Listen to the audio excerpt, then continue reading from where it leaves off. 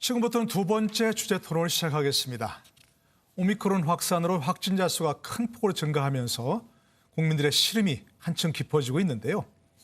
끝날 줄 모르는 코로나 사태와 누적되는 피해 상황과 관련해서 후보들께서도 많은 고심을 하고 계시려 생각합니다. 지금부터는 코로나 상황에 대한 방역 평가와 피해 대책에 대해 토론해 주시기 바랍니다. 앞서 마찬가지로 후보들께 총 6분씩 시간을 드립니다. 원활한 토론을 위해서 질문과 답변 모두 1분 이내로 해주시길 부탁드리겠습니다. 이번에는 사전 추첨에 따라서 이재명 후보가 발언을 시작하시고요. 나머지 분들은 거수로 발언 요청할 순서에 따라 발언권 드리겠습니다. 이재명 후보부터 코로나 방역 평가와 피해 대책에 대해 말씀해 주시죠. 어떤 평가를 하더라도 대한민국이 전 세계에 내놓을 만한 방역 성과를 내온 것은 사실입니다. 그리고 그 핵심에는 우리 국민들의 희생과 헌신, 협조가 있었다는 거 방역 책임자의 한 사람으로서 다시 한번 감사드립니다. 저는 이 코로나19 대응 과정에서 국가가 해야 될 일을 국민이 대신 감당한 부분에 대해서 국가가 반드시 책임을 져줘야 한다고 생각합니다. 그 핵심은 바로 지난 코로나 기간 2년 동안 자영업자, 소상공인을 포함한 우리 국민들께서 입은 피해를 정부가 반드시 다 보전해 드려야 한다고 생각합니다. 제가 대통령이 되면 긴급재정 명령권을 발동해서라도 반드시 이 손실을 보상해 드리겠습니다. 그뿐만 아니라 경제 회복, 코로나 극복을 위한 회복 플랜을 강력하게 시행하겠습니다. 그리고 올해를 코로나19를 극복하고 일상을 회복하는 원년으로 만들겠습니다. 국민 여러분이 보셨던 것처럼 저는 위기에 강한 코로나 총사령관으로서의 자격이 있다고 믿습니다. 네, 아까 안철수 후보께서 가장 먼저 손을 드셨고요. 말씀하시죠. 이재명 후보께 묻겠습니다. 네. 문정부의 코로나 방역이 성공입니까 실패입니까? 부족한 점이 없을 수 없겠지만 지금까지 봐서는 성공적으로 잘 견뎌오고 있다고 생각합니다. 이제는 좀 바꿔야죠. 가장 큰 문제점이 뭐라고 생각하십니까?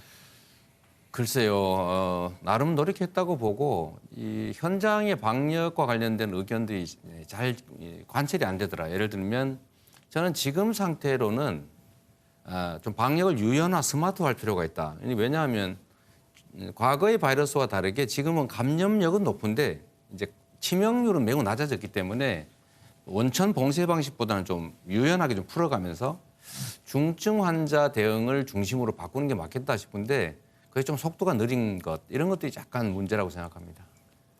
저는 한마디로 말씀드려서 저 안철수의 제언을 듣지 않았던 게 실패의 원인이라고 봅니다. 저는 지금까지 22여 차례에 걸쳐서 여러 가지 제언을 했습니다. 작년 1월 26일 날 그때는 우한 폐렴이라고 했습니다. 네. 우한 폐렴은 메르스보다 더 심각하다고 했을 때 1월 30일 날 문 대통령께서 가짜뉴스 퍼뜨리지 말라는 말을 하셨습니다. 사실 그때부터 비극이 시작된 겁니다. 2월 1일 날 그때 대만에서 중국으로부터 오는 모든 여행객들을 전부 다 전면 출입 금지를 했습니다.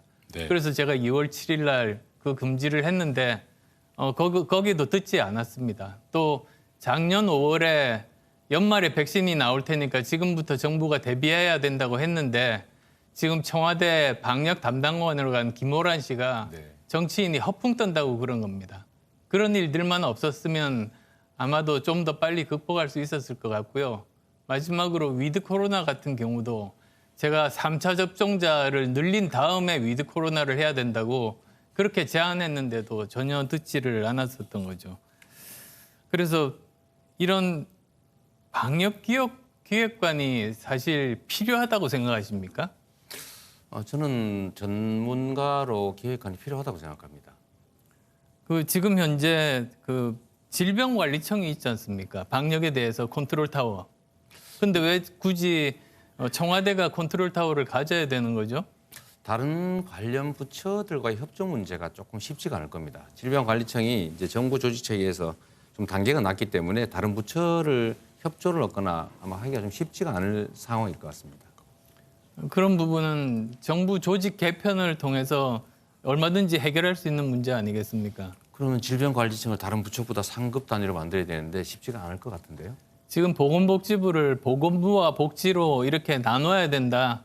지금 그런 말들이 굉장히 많습니다. 사실 지금까지 우리 역사를 보면은 그 노무현 대통령 때 사스가 왔습니다. 바로 그 다음 대통령인 이명박 대통령 때 신종플루가 왔습니다. 바로 그 다음 대통령인 박근혜 대통령 때 메르스가 왔습니다.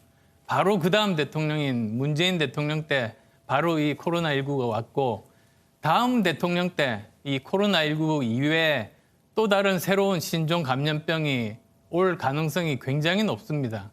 그래서 다음에 대통령이 될 사람은 이 방역에 대해서 뭐 전문가 수준까지는 아니더라도 어느 방향으로 이렇게 세계가 흐름이 형성되고 있는지, 어느 쪽이 옳은 방향인지를 아는 그런 지혜가 필요하다고 생각합니다. 네, 심상정 보 손 드셨고요. 말씀하시죠. 지금 사실 오미크론 대유행이 오를 거라는 건 이 2달 전부터 이제 예고가 됐습니다. 우리 이재명 후보님께서 여당 후보시니까 제가 요청도 드리고 또 질문도 하겠습니다. 2달 전부터 예고됐는데 갑자기 지금 방역 체계가 바뀌면서 전혀 준비되지 않았어요. 그리고 제대로 된 설명도 없습니다. 그러다 보니까 국민들이 지금 거의 패닉 상태다, 그런 말씀 드리고요. 오늘 여러 가지 대책이 추가로 발표됐지만 좀 미흡하다고 생각합니다. 제가 우리 당에서 전문가들하고 좀 이야기한 것 중에서 시급한 거 3가지만 좀 말씀드리겠는데요. 지금 이제 결국은 정부가 고위험군만 관리하고 나머지는 이제 알아서 자율방역을 하라, 이런 거예요. 근데 이제 고위험군 뿐만 아니라 지금 기저질환자들 같은 경우는 연령 불문하고 고위험 이제 정부가 관리를 해줘야 되고, 또 미접종자가 백신 미접종자가 가장 고위험군에 속하지 않겠습니까? 그래서 이 부분까지 포괄해서 관리가 돼야 된다고 보고요. 2번째는 PCR 검사 요건을 좀 완화해야 됩니다. 그러니까 가족이 확진이 돼도 PCR 검사 받기가 너무 힘들어요. 통보가 안 와요, 통보가. 시스템이 안 갖춰져 가지고. 그리고 신속 항원 키트가 이게 수급이 원활해질 때까지는 공적으로 관리해야 됩니다. 그리고 원하는 분들에게는 주당 2개씩은 무상 공급해야 된다. 지금 이제 그 재고가 없다고 이야기를 하는데요. 그런 걸 한번 점검을 하셔서 지금 이제 자율 방역하라는 거, 신속 항원 키트 하나 의존해서 하라는 거 아니겠어요? 그렇기 때문에 이 부분에 대한 대책이 정부가 책임 있게 마련이 돼야 되고요. 또 비대면 진료를 제가 물어보니까 전화 상담 시스템도 안 갖춰져 있습니다. 그래서 비대면 진료의 그 전화 상담 플랫폼도 빨리 정비를 하고 지역 거점별로 대면 진료 시설도 운영을 해야 된다고 생각합니다. 이 3가지 부분에 대해서 정부 여당이 좀 협의를 해서 빨리 시민들의 혼란을 좀 막아주면 좋겠습니다. 네, 이재명 후보께 답변을 구하시는 거죠? 네, 네네, 말씀 해주시고요. 이 재택 관리 프로그램은 사실 경기도에서 제가 만들었던 것인데요. 의사가 재택해도 괜찮은 경증 아니 무증상 이런 부분을 관리하는 것이기 때문에 그 다음 단계로 이제 생활치료센터가 있고 증상이 심해지면 이제 병원으로 옮기는 시스템을 만들기 때문에 그렇게 걱정 안 하셔도 됩니다. 지금 동네 개인 병원들이 전부 다 이 재택치료 시스템에 동원되고 있기 때문에 중증 환자들은 얼마든지 지금 수용할 수 있는 상태라서 그렇게 생각처럼 우려할 상태는 아닌데 다만 좀 더 스마트하게 신속하게 할 필요가 있다는 거는 저도 인정합니다. 동네 병원들이 지금 특히나 야간 이 시스템에는 참여하지 않겠다는 게 입장입니다. 진료 체계 자체가 지금 갖춰져 있질 않아요. 한번 점검을 해주시기 바랍니다. 예, 윤석열 후보 발언하시죠. 아까 이재명 후보께서는 우리 정부의 지금 K-방역이 그래도 성공적이라고 말씀을 하시는데 저는 뭐 전혀 그렇지 않다고 보고 있고, 가장 첫 번째 이유는 우리 안 후보님 말씀하신 것처럼 전문가 얘기를 안 들었다는 겁니다. 재작년 구정 전에 대한의학협회에서 많은 전문가들이 6차례에 걸쳐서 저 우한 바이러스 때문에 중국인의 입국을 막으라고 6차례에 걸쳐서 정부에 아주 간곡히 청원을 했는데 다 무시됐습니다. 그리고 2번째는 전혀 이 데이터 관리가 안 돼 있다. 저희도 당에서 이 코로나 이런 비상대책회의를 하면서 당국에 계신 분들 함께 얘기를 해보면은 이게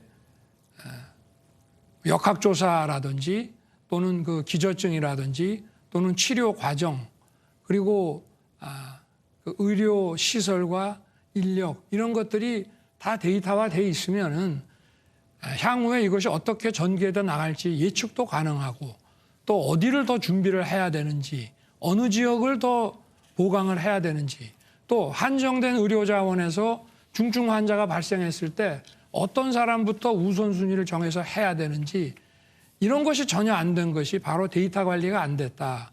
그야말로 주먹구구식 방역이다. 이렇게 이제 볼 수가 있습니다. 예, 혹시 뭐 다른 분께 질문하실 네. 게 있으신지요? 질문을 그래서 하나 좀 하겠습니다. 그러시죠. 그래서 이제 이 주먹구구식의 비과학적인 방역으로 많은 그 자영업자 소상공인들이 피해를 많이 봤습니다. 이거는 정부의 방역이라고 하는 소위 공용 제한에 대해서 입은 손실이기 때문에 이거는 헌법상으로도 보상을 해줘야 되는데 저는 이거를 8월, 9월부터 최소 50조의 그 보상, 손실 보상이 필요하다고 했고 어떤 방식으로 보상해야 되는지에 대한 틀까지 만들어서 제시했는데 당시에 민주당에서는 뭐 포퓰리즘이라고 하고 우리 이 후보님께서도 그렇게 이제 말씀을 하셨는데 처음에는 지금까지 최근까지는 전 국민 지원금이라는 개념으로 접근을 하셨어요. 그래서 30에서 50만 원 준다, 또 100만 원 준다 이렇게 하다가 야 이게 아무래도 선거에 좀 불리하겠다 싶으니까 소상공인 자영업자들에게 두텁게 지원해야 된다. 또 역시 지원이라는 말씀을 하시다가 최근에 이제 과거에 입은 손실까지 전부 보상한다고 이렇게 말씀을 하시는데 이게 과연 진정성이 있는 건지 지금까지 해온 입장을 봤을 때 이게 과연 손실보상으로 이제 바뀌신 겁니까? 전국민 지원금에서 소상공인 자영업자의 피해에 대한 손실보상으로 개념이 바뀌신 겁니까? 아니면 그냥 좀 더 두툼하게 해줘야 된다는 그런 뜻인지 한번 여쭤보고 싶습니다. 네, 이재명 후보께 질문하신 거죠? 말씀하시죠. 이 규칙들을 좀 지키면 어떨까 싶은데 1분 동안 얘기하는 게 원래 규칙이었던 것 같습니다. 우선 제가 먼저 하나 여쭤볼게요. 자꾸 뭐 이상한 말씀 하시는 것 같은데 지금은 자영업자 손실보상이 더 급하기 때문에 그런 것입니다. 결론은 그렇고요. 만약에 코로나 방역을 방해하는 세력이 있다면 거기에 대해서 엄정하게 제재하는 게 맞겠죠. 당연히 검사시니까 그러겠죠.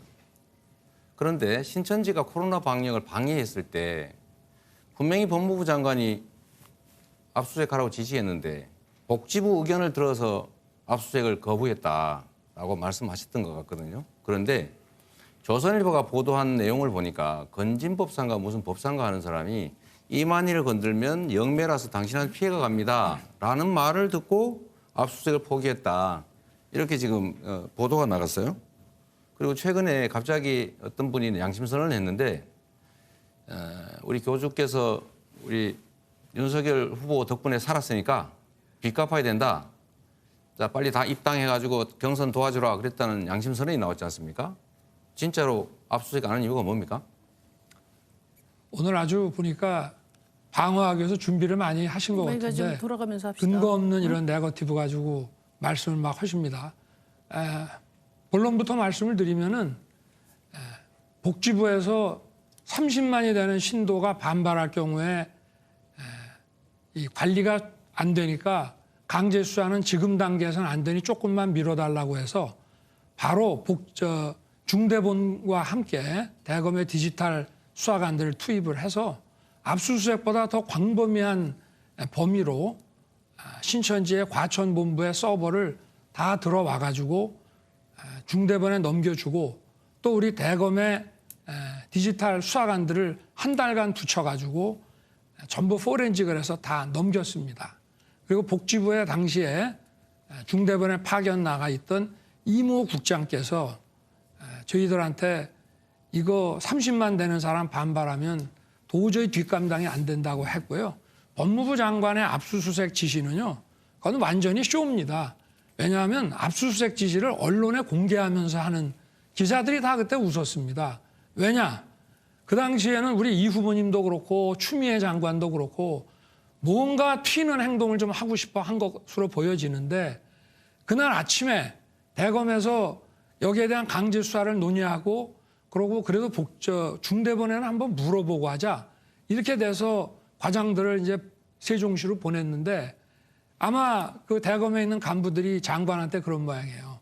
총장이 이거 압수수색 할 텐데 장관이 선수를 치십시오. 네, 그래서 이거를 알겠습니다. 언론에 풀면서 압수수색 지시가 내려왔습니다. 그러니까 이거는 완전히 코미디 같은 쇼죠. 예, 다 알겠습니다. 웃었습니다. 윤 후보님 제가 이 말씀만 드리겠습니다. 네. 저는 예, 압수수색 잠깐만요. 만 사회자가 잡아주십시오. 조사권을 가지고 예, 예, 도지사의 조사권으로 다 명단 입수했다는 말씀드립니다. 알겠습니다. 사회자가 되도록 개입을 안 하는 걸로 하겠습니다만 심상정 후보께서 또 뭔가 하실 말씀이 또 있으신 것 같습니다. 말씀하시고요.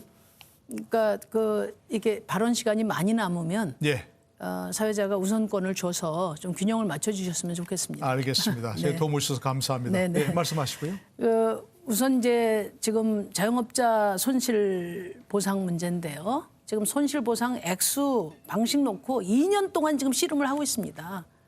이것 때문에 지금 자영업자들만 지금 죽어나가고 있거든요.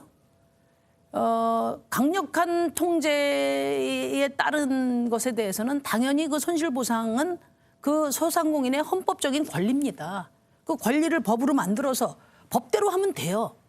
그런데 법은 누더기법으로 만들어 놓고 여야가 마치 선심 쓰는 것처럼 서로 자기들 정치하느라고 매 2년 동안 이걸 싸우고 있습니다. 저는 여기서 두 가지를 제안드리고 싶어요. 이게 무슨 시혜를 주는 게 아닙니다. 우리 이재명 후보님 늘 강력한 그런 희생에는 또 강력한 지원이 필요하다고 했는데 이거 정치권에서 손댈 문제가 아니고 법대로 하면 돼요. 그리고 이번에 보니까 전부 2년 동안 손실 본 거 100% 보상하자. 선보상 후 정산하자. 다 합의했습니다. 그러면 저는 당장이라도 내일 법을 만들어서 법대로 하십시다. 뭐 50억, 30억, 40억 그 뭐 근거가 도대체 뭐예요? 그러니까 저는 그런 점을 말씀드리고 두 번째는 이제 그 또 하나 논쟁이 된 게 뭐냐면은 이게 선별이냐 보편이냐 이거 가지고 엄청 논쟁이 됐어요. 저는 코로나 시기 초반에 전 국민 재난지원금 주자고 했습니다. 왜? 그때는 피해가 특정되질 않았어요. 그리고 우리 국민 모두가 새로운 상황에서 충격을 받고 또 다들 필요했기 때문에 그런 위로금조에 재난지원금을 주자고 했어요. 그래서 저는 재난지원금 주는 거 반대하지 않습니다. 근데 중요한 건 뭐냐면은 아까 말씀드린 것처럼 소상공인들이 손해배상을 받아야 될 그 권리는 주고 그다음에 더 주든지 말든지 논의를 해야 되는데 소상공인 손실 보상할 걸 가지고 자기들이 뭐 재난지원금을 준다 뭐 몇만 원씩 준다 이거는 저는 그건 월권이라고 생각해요. 그런 점에서 저는 이재명 후보님이 바로 이 논쟁을 주도하는데 중심에 계셨기 때문에 제가 자료도 한번 찾아봤는데 이게 이 후보가 지사로 계시던 동안에 경기도 코로나 피해 지원 예산이 작년 9월까지 2조 7,686원 그거 이제 다 됐는데요. 갚았습니다, 재정으로. 예. 근데 소상공인 지원에 쓴 거는 0원이에요, 0원. 다 이렇게 영원 재난지원금으로 아닙니다. 그렇게 나눠주셨어요. 말씀하시면 예. 그래서 제가 지난번에 성남시가 그 성남시장 하실 때 임대 아파트도 영채거든요. 거기에 이어서 소상공인 예산 지원이 0원이에요. 굉장히 충격적입니다. 그래서 저는 이재명 후보가 말씀하시는 보편적인 재난지원금의 원리나 이런 거에 대해서 반대하지 않아요. 그렇지만 소상공인의 피해 보상은 그들의 권리인데 그걸 주고 나서 그다음에 이야기를 해야지. 그걸 가지고 자꾸만 내 정책 마케팅에 쓰는 것은 저는 안 된다고 봅니다. 예, 이재명 후보 답변이 필요하신 거겠죠? 네. 예, 말씀하시고요. 마음대로 하십시오. 네. 예. 일단 전혀 지원하지 않았다는 건 사실이 아니고 소상공인에 대한 대규모 지원은 정부 몫이었고 저는 그 외에 추가 지원을 했다는 말씀을 드립니다. 그래서 2배 또 더할 일은 없었던 것이고요. 윤석열 후보님 제가 하나만 확인해 보겠습니다. 우리 윤 후보님 백신 맞으셨어요? 맞았습니다. 어디서 혹시 맞으셨어요? 몇 번 맞으셨어요? 3번 맞았습니다. 혹시 어디서 맞으셨습니까? 뭐 서초동 쪽에서 맞았습니다. 거기서 지정해 주는 대로. 네. 뭐 후유증이 많았습니까? 그래서 저는 뭐 아스트라제네카 2번 맞고 마지막에 그 3번째는 화이자를 맞았는데 네. 뭐 그런 거는 못 느꼈습니다. 그래서 저는 아까 말씀하셨던 중에 말씀을 드리면 우리 윤 후보님은 정말로 앞뒤가 다르신다는 생각이 들 때가 있어요. 지금 당장 얘기를 해보면 50조 원 지원 얘기하시다가 그거 내가 당선돼서 하겠다 이렇게 말씀하셨고 또 35조 원 지원 얘기를 또 하셨다가 저는 안 했습니다. 그 얘기는. 당에서 한 게 정확하게 알고 얘기했어요. 당에서 한 게 어쨌든 후보께서 하신 것과 같지요. 아니요. 14조가 나왔으니까 더해서 하라는 얘기죠. 그래서 35조 원. 그러니까 14조밖에 안 했기 때문에 50조를 맞추라는 얘기죠. 우리 당에서는. 아, 또 그랬습니까? 총액이 35조 원이 아니고요? 네네. 저는 그렇습니다. 35조 원을 들었는데 하여튼 네. 그런데 그 조건을 붙이셨지 않습니까? 이미 확정된 예산을 깎아서 해야지 국채 발행하면 안 된다. 이미 확정된 예산을 어떻게 깎습니까? 그게 저는 쉽습니까? 뭐 그런 그러니까 얘기 한 잠깐만요. 사실이 없으니까 아니, 없는 말 만들어서는 하지 말아 주십시오. 조건을 그렇게 붙였다 그 말이죠. 그 조건 처리하실 생각 있으십니까? 아니 저는 제가 그런 얘기를 한 사실이 없기 때문에 철회하고 말 것도 없고 그리고 민주당 정권이니까 제가 대통령에 당선되면 즉각 100일 이내에 하겠다는 말씀을 드린 겁니다. 예, 안철수 후보 발언 드리겠습니다. 예, 윤 후보에게 묻겠습니다. 오미크론 때문에 지금 많은 분들이 고통을 겪고 계십니다. 그래서 정부에서도 지금 새 방역 지침이 발표가 됐습니다. 새 방역 지침에서 어떤 문제들이 있다고 보십니까? 지금 잠깐만요. 윤 후보가 지금 13초밖에 안 남았는데 답변하실 때 안 후보의 시간 차감해도 괜찮겠습니까? 네, 네. 이번엔 15초는 아닌 거죠? 네, 예, 30초 시간 더 드리겠습니다. 뭐 아무래도 오미크론이 이제 방역보다는 치료가 중심이 되는 그런 상황으로 이제 바뀌었다고들 합니다. 그래서 일단 그 자가진단 이 키트가 원활하게 공급이 돼야 하고 또 좀 PCR의 그 검사 그 역량을 좀 강화해야 되고 그리고 백신이나 또 치료제 그 개발을 이제 서둘러야 되는데 좀 정부의 그 대처 방안은 오늘도 뭐 키트 좀 더 나눠주겠다 뭐 이런 정도고 좀 많이 부족하지 않나 이렇게 생각합니다. 안 후보 계속하시죠. 네. 네, 지금 아마 새 방역 지침에 대해서 잘 모르시는 것 같은데요.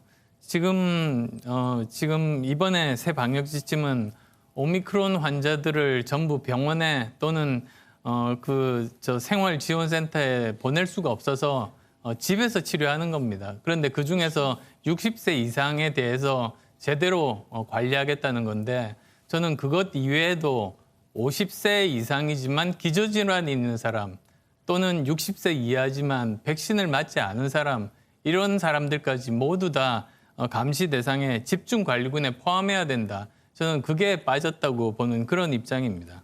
그리고 또 재택 치료자용 그 경구용 치료제 처방이 있습니다.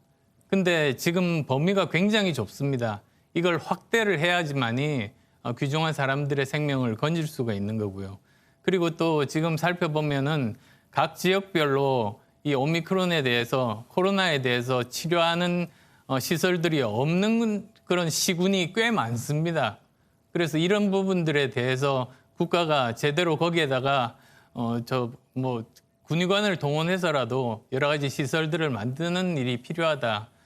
그래서 한마디로 굉장히 허술하고 이런 부분들에 대해서 이걸 바로잡지 않으면 오미크론은 더 퍼질 수 있다. 그런 생각들이 듭니다.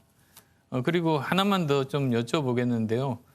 코로나19 특별회계 설치 제안 저는 했습니다. 근데 시간이 없으시니까 그냥 제가 설명드리겠습니다. 사실 저는 지금 현재 땜질식으로 이렇게 코로나 확산될 때마다 확산될 때마다 추경하는 건 국가 재정 운용에 제대로 이건 원칙이 없다고 봅니다. 저는 오히려 코로나19 특별회계를 만듭니다. 그래서 거기에다가 부가세의 10% 그리고 특별소비세의 10%를 하면 매년 7조 원 정도 그리고 또 여러 가지 업무 구조조정을 통해서 매년 10조 정도 그리고 또 여러 가지 감세와 관련된 이런 부분들을 조정해서 7조 원 그리고 또 그 코로나19에 대한 재난 복권을 발행을 하면 1조 원 정도 그렇게 해서 모두 다 25에서 30조 정도 코로나19 특별회계를 만들 수 있고 그것은 어떤 법이 국채가 필요 없습니다. 빚이 필요 없습니다. 수고 많으셨습니다. 예, 심상정 후보, 이재명 후보 남은 시간 쓰실 수 있도록 기회 드리겠습니다. 네, 이재명 후보님 그래서 아까 제가 말씀드린 것처럼 손실보상법 그거를 좀 누더기된 손실보상법을 제대로 고치는 거를 좀 확실하게 하면 어떨까 싶습니다. 기재부하고 씨름할 필요 없잖아요. 그러면은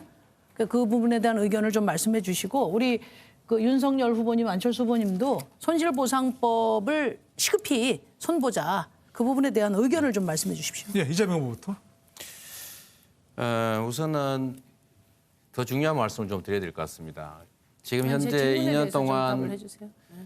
우리 국민들께서 입은 피해가 이제 보전되지 않는 피해가 약 40조에서 50조 원 정도 된다는 추계가 있습니다.